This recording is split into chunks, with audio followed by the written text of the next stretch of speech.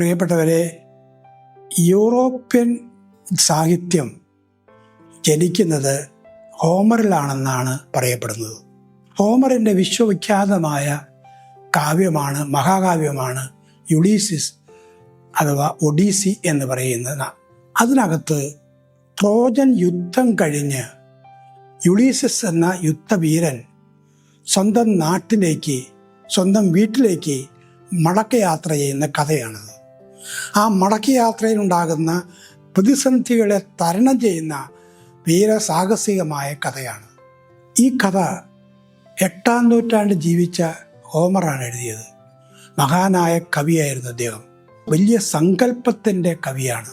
ആ യുളീസിസ് 20 കൊല്ലത്തിന് ശേഷമാണ് തിരിച്ചു പോകുന്നത്. അങ്ങനെ അദ്ദേഹം തിരിച്ച് ധാരാളം പ്രതിസന്ധികളെ തരണം ചെയ്ത് അദ്ദേഹം സ്വന്തം നാട്ടിൽ എത്തുകയാണ്.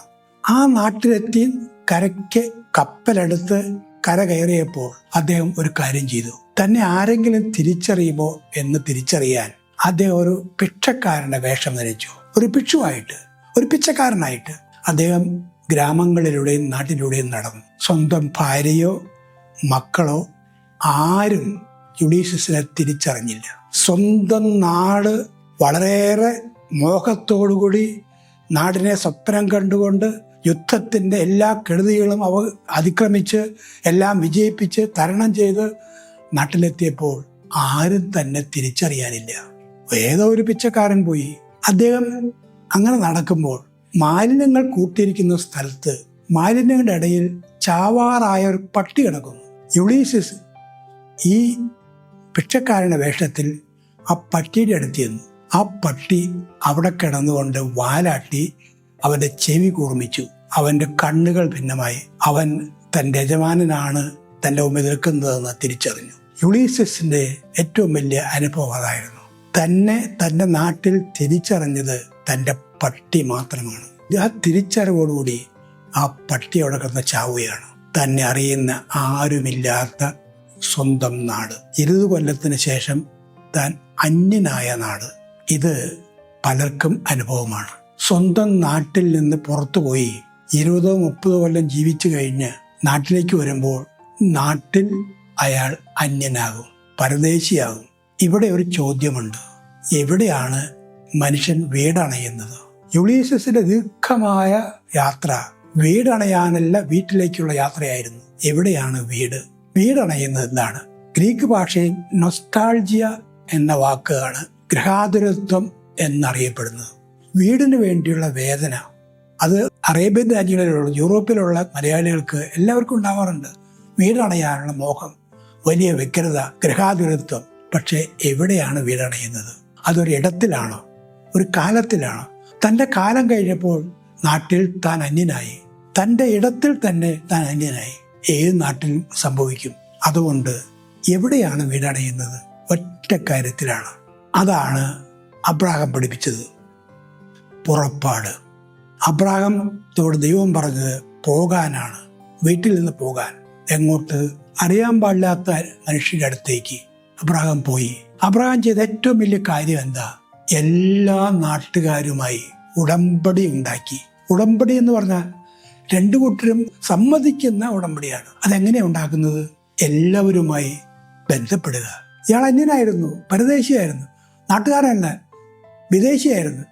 പക്ഷെ അബ്രാഹാം എല്ലാവരോടുമായിട്ട് സംസാരിച്ചു, എല്ലാവരുമായി ബന്ധപ്പെട്ടു.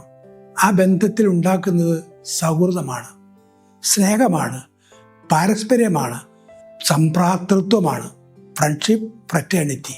പ്രിയപ്പെട്ടവരെ, യുളീസിസ് അനുഭവിച്ചത് വല്ലാത്തൊരു ഗൃഹാതുരത്വമാണ്. വൈകാരികമായി ബന്ധിച്ചിരുന്ന നാട് വികാരത്തിൻ്റെ ഒരു ബന്ധവുമില്ലാത്ത ഒരു നാടായി പരിണമിച്ചു. അത് നമ്മളെല്ലാം ഓർത്തിരിക്കേണ്ടതാണ്. വലിയ വൈകാരികമായി നമ്മൾ കരുതിക്കൊണ്ട് നടന്ന എല്ലാ ബന്ധങ്ങളെയും വിട്ടു നാം പോകേണ്ടി വരും. സ്വന്തം മക്കളായിട്ടുള്ള, മാതാപിതാക്കളെ, അയൽക്കാരും ബന്ധുക്കളും ഒക്കെയുമായിട്ടുള്ള ബന്ധത്തിൽ നിന്ന് നാം പോകേണ്ടി വരും. ജീവിതം ഒരു പുറപ്പാടാണ്. എപ്പോഴും ആ ദൈവത്തിലേക്കുള്ള പുറപ്പാടാണ്, മനുഷ്യനിലേക്കുള്ള പുറപ്പാടാണ്. ആ പുറപ്പാട് സ്നേഹത്തിന്റെ പുറപ്പാടാക്കുമ്പോഴാണ് സൗഹൃദവും സന്തോഷത്തിലും വീടണയാൻ കഴിയുന്നത്. സ്നേഹം എവിടെയുണ്ടോ അവിടെ വീടുണ്ട്. സൗഹൃദം എവിടെയുണ്ടോ അവിടെ ഗ്രഹമുണ്ട്. വീട് എന്ന് പറയുന്നത് കെട്ടിടമല്ല, മറ്റു മനുഷ്യരുമായുള്ള സ്നേഹവും സൗഹൃദവുമാണ്. ഈ സൗഹൃദം മനുഷ്യന് ഏത് ലോകത്തിലും ഉണ്ടാക്കാൻ കഴിയും. സൗഹൃദം ഉണ്ടാക്കുമ്പോൾ സ്വർഗം ഉണ്ടാകും, സൗഹൃദം നഷ്ടപ്പെടുമ്പോൾ നരകം അവിടെ തന്നെ ഉണ്ടാകും. സ്വർഗവും നരകവും നമ്മളാണ് സൃഷ്ടിക്കുന്നത്. നമ്മുടെ സ്നേഹം, ഞാൻ ആദ്യം പറഞ്ഞതുപോലെ, കാമാതുരമായ ജീവിതം, കാമത്തെ കടയാൻ നന്നായി അറിയാവുന്ന ഒരു കർമ്മമാണ് കടയൽ. തൈര് കടഞ്ഞാണ് വെണ്ണ ഉണ്ടാക്കുന്നത്. ആ കടകോല് കൊണ്ടുള്ള കർമ്മം, അത് തൈരിൽ നിന്ന് വെണ്ണ വേർതിരിക്കുന്നു. ഇത് നമ്മളെല്ലാവരും അനുദിന ജീവിതത്തിൽ നടത്തേണ്ട കടകോലിന്റെ പ്രയോഗമാണ്. അതുകൊണ്ടാണ് ഞാൻ ആവർത്തിച്ച് പറയുന്നത്, കാമം കടഞ്ഞ് സ്നേഹമുണ്ടാക്കുമ്പോൾ അവിടെയാണ് ഞാനും നിങ്ങളും വീടണയുന്നത്. ആ വീടണയുന്ന മനുഷ്യരാകാൻ, അതെവിടെയായാലും, ഇന്ത്യയിലായാലും വിദേശത്തായാലും സകല സ്ഥലത്തും എനിക്കും നിങ്ങൾക്കും വീടുണ്ടാക്കാൻ, സ്നേഹം കൊണ്ടുണ്ടാക്കാൻ കഴിയും. അപ്പോഴായിരിക്കും നമ്മൾ സ്വർഗത്തിന്റെ, സ്നേഹത്തിന്റെ സ്വർഗത്തിൽ ജീവിക്കാൻ കഴിയുള്ളതാകും.